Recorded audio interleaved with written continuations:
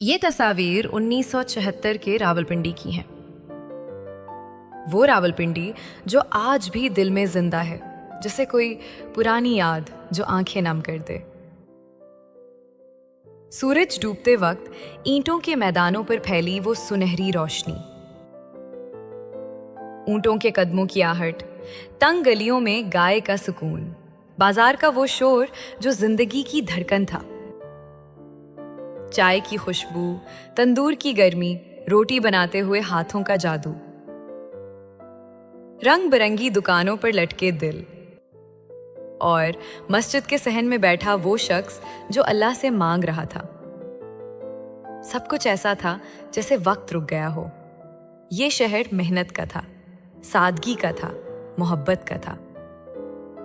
लोग एक दूसरे के साथ जुड़े हुए थे, चाहे वो बोझ उठाने वाला मजदूर हो या फ्रूट निचोड़ने वाला बाप।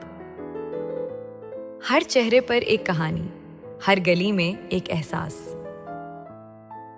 बिल स्ट्रॉन्ग ने ये लम्हात कैद करके हमें वो रावलपिंडी वापस लौटा दी जो शायद अब कभी ना मिले। दिल कहता है, काश हम भी इसी धूप में, इसी मिट्टी की खुशबू में, इसी सुकून में सांस ले सकते। ये था रावलपिंडी, 1976 का रावलपिंडी, एक ऐसा रावलपिंडी जो आज भी हमारे सीने में धड़कता है।